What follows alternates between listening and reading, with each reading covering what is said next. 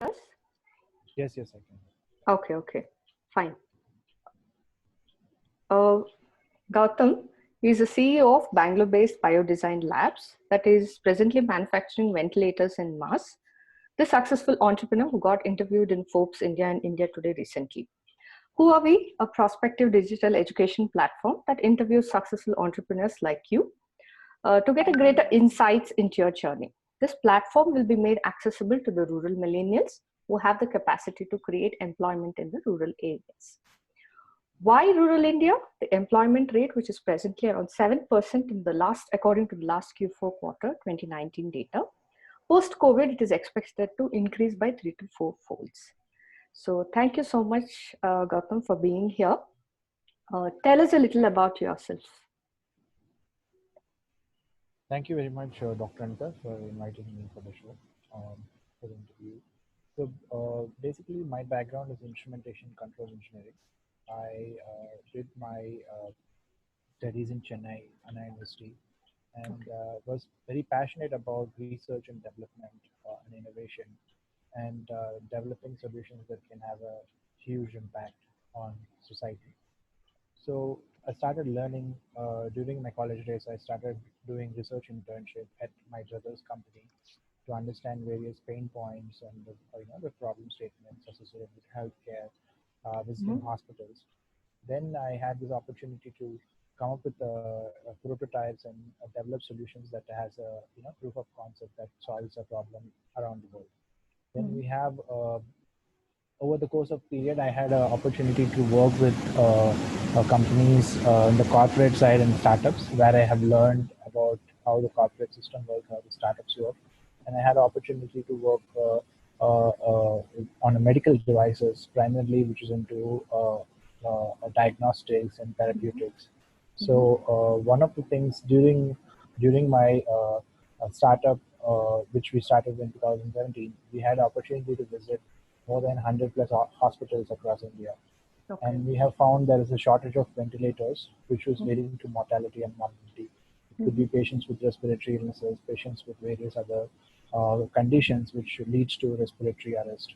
And we found that the existing shortage of ventilators were, forcing the healthcare workers and other patient caretakers to use certain kind of a ventilation, which is manual ventilation, which is leading to mortality, and because of the lung injury that causes.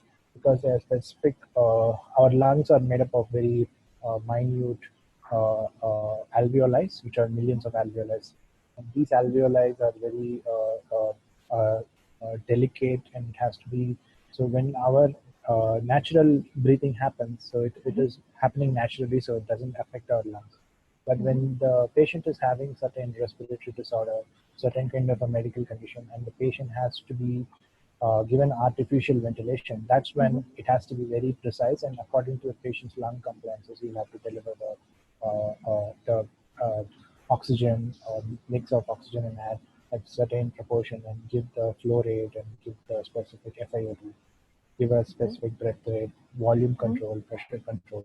Mm-hmm. So many of these things come into picture when you give artificial ventilation. So we Okay. have come up with a solution called RespirAID, which actually solves this problem, providing appropriate ventilation. Mm-hmm. And it is more of an affordable device. At the same time, it's easy to use, accessible, portable. And it can be deployed in the low resource hospitals to all the way to big hospitals, and it can Mm-hmm. save lives. So the Mm-hmm. device provides intermittent positive pressure ventilation. It is Mm-hmm. a solution that can provide all the ventilator parameters as per the requirement. And Okay. to talk about me, I Mm-hmm. was passionate about building some solutions that save lives, that can have a huge impact.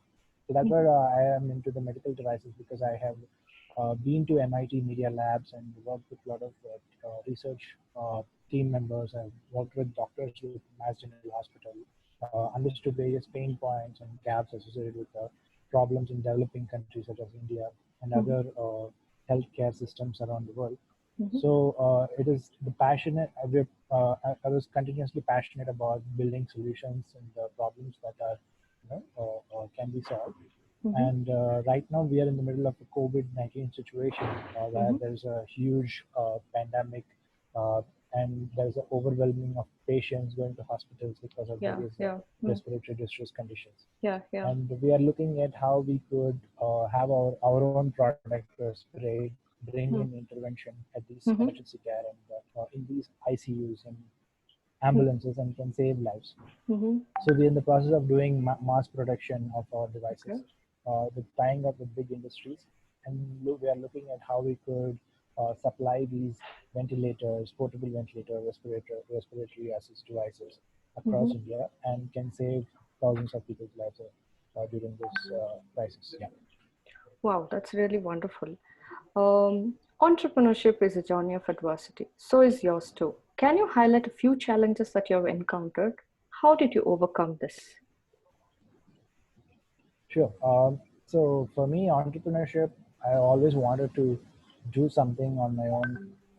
When I was working on corporate, when I was working in corporate, I wanted to do something on my own and build some solution which would have a significant impact. So that's when I started working with my brother on certain medical projects, medical device projects, and started to understand how we could bring a social entrepreneurship combined with medical devices and combined with technology, enabled solutions.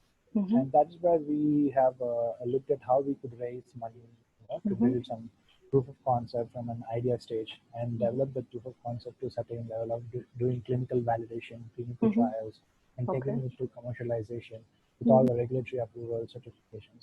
So the challenges are many. So as you, it could be funding, it could be regulatory, it could be supply chain, it could Mm-hmm. be other infrastructure issues, it could be Mm-hmm. team members.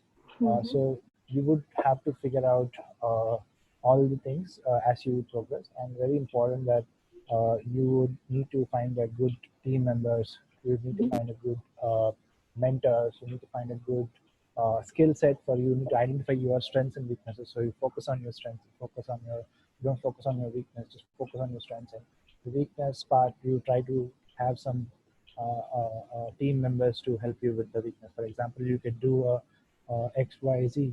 You are good at X, do the X, and Y, Z. Try to outsource or try to have some team members do that. So that's how that's how you do things. That's how Mm-hmm. you get things done. Okay. And it's very important to have a vision for your if you're an entrepreneur, you should have a vision what you want to do next 5, 10 years. And Mm-hmm. for me, I always wanted to uh, uh, make a significant impact and be an entrepreneur in terms of building solutions that can have a significant life-saving innovations that have a huge number of people getting treated by the solution and can save lives.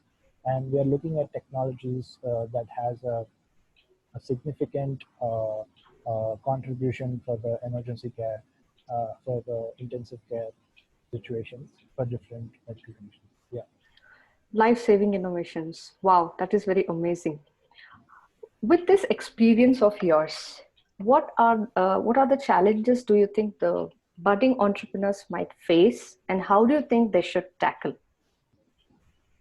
So I would suggest the ecosystem is very important, where you do your college or where you learn your right where you try to get your things done or where you get mentorship.